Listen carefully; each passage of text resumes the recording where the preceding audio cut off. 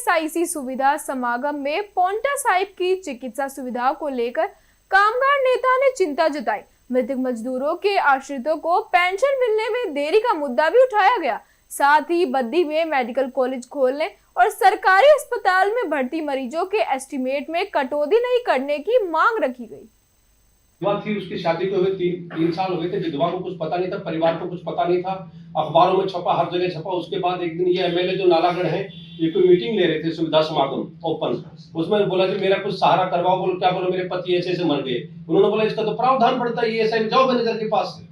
तो 22 में ईएसआई में 22 अव्वल तो हर ऑफिसर को अखबार दिए हैं, ब्रांच मैनेजर को दिया, इसीलिए दिया कि दुर्घटना घटती तो अखबार को देख के संज्ञान ले।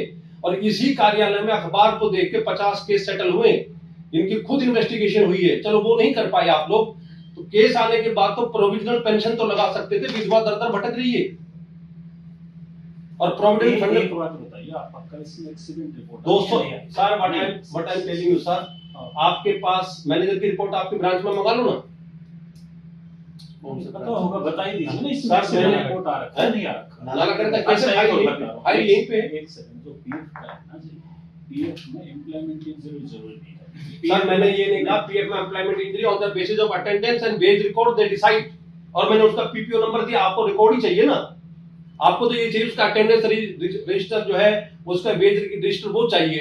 प्रोविडेंट फंड आपका सिस्टर कंसर्न है, उनसे मंगा लो आप। पीपीओ नंबर मैंने आपको डाल दिया है।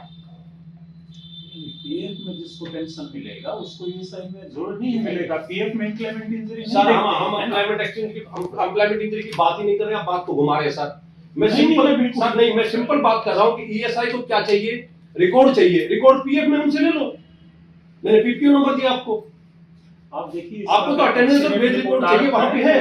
मान लीजिए कोई नहीं, अगर मान लो हमारे यहाँ नहीं हुआ, भेज दीजिए हेडक्वार्टर से, अगर इशू टेकअप कर लीजिए। और यहाँ पर ऑलरेडी पहले भी हुई है। यहाँ पर प्रोविजनल पेंशन इसी दफ्तर में हुई है, जहाँ ना वेज रिकॉर्ड था, ना अटेंडेंस रिकॉर्ड था, ना एक्सीडेंट रजिस्टर था।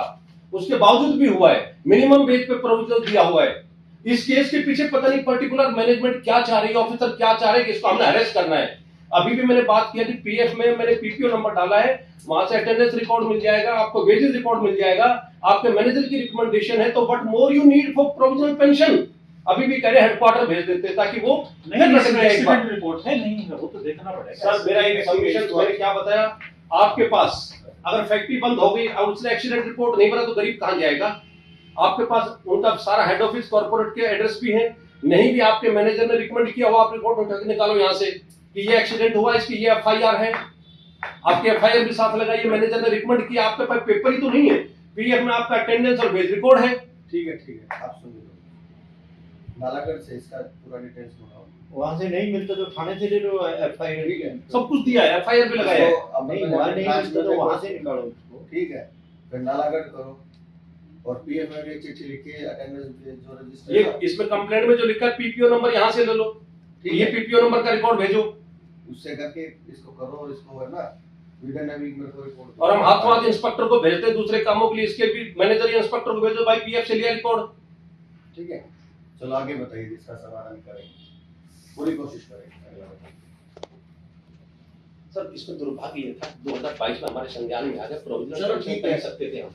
लानत है कि हम ये नहीं देख रहे विधवा की। इसका मतलब जिसके लिए योजना बनी है उनकी तरफ ध्यान नहीं दिया जा रहा है बिल्कुल भी। नेक्स्ट बता रहा हूँ सर मैं आपको,